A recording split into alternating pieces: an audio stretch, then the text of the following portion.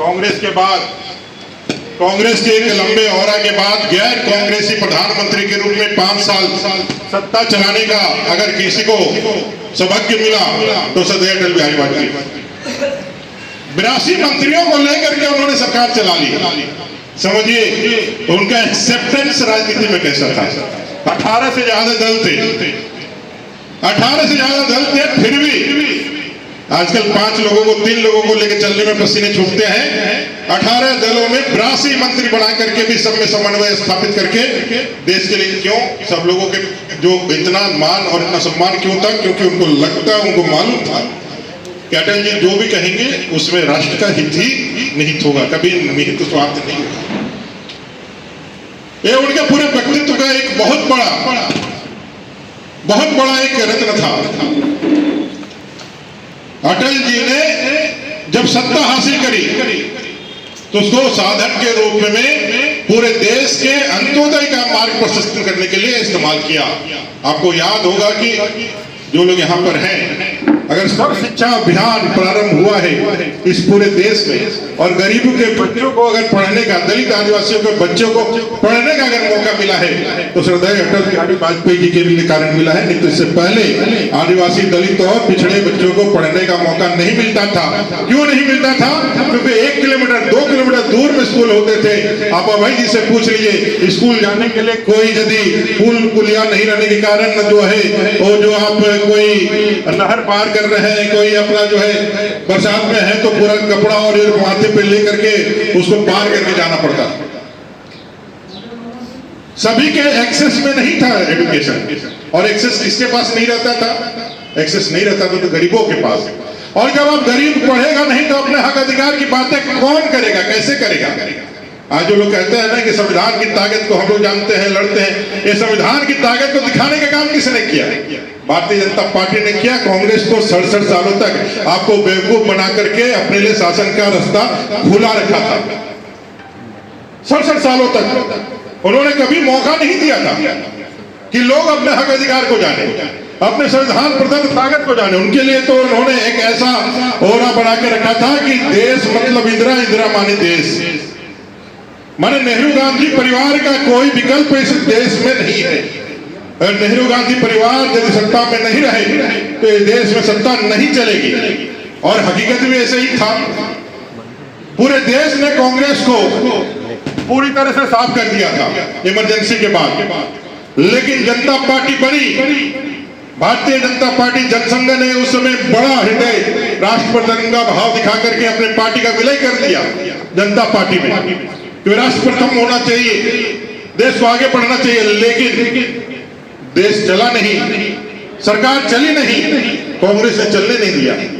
BP Singh ji की सरकार आई, चलने नहीं दी गई।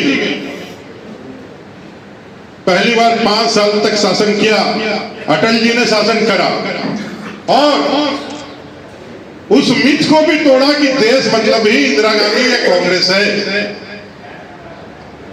अटल जी ने कई एक निर्णयों से इस देश में क्रांतिकारी एक दूरदृष्टि जो कहते हैं, एक देश के विकास की गति देने वाला एक कदम बढ़ाने का काम किया। अंत्योदय योजना हो, गरीबों को घर की योजना हो, प्रधानमंत्री के लिए जो भी योजनाएं अगर नीचे तक क्योंकि आपको याद होगा राजीव गांधी कहते थे कि भाई 1 रुपया भेजता हो तो उनका पहुंचते पहुंचते वो 15 पैसे हो जाते हैं। 85% छू मंतर होने का जो गुण था वो कांग्रेसियों के पास था। उनके कभी ना टूटने वाले कुर्ते और पायजामा की धार थी जो कांग्रेसियों का कभी कितने राजनीति में जो लोग एकदम चटकदार धोती कुर्ता में आए, वो कांग्रेस का लीडर, उसका क्रीज कभी खराब नहीं होता था। ऐसा दौर था, वो 85 पैसा का कमाल था। पूरा देश कांग्रेस के प्रति नतमस्तक था। एक मुखिया से लेकर के देश के राष्ट्रपति तक कांग्रेस के ही होते, जो कांग्रेस से जुड़ा हुआ है उसी का अस्तित्व था। सुनील जी ने उन चीजों को बताने की कम शब्दों से, सुरेश जी ने कम शब्दों उनको बताने की कोशिश की। आप सब जानते ही हैं, भारतीय जनता पार्टी के कार्यकर्ता हैं तो आपको मालूम ही है। पूरा देश कांग्रेस के नक्शे कदम पे चलता था। ऐसे समय में एक विचारधारा एक सिद्धांत, वो विचारधारा क्या था?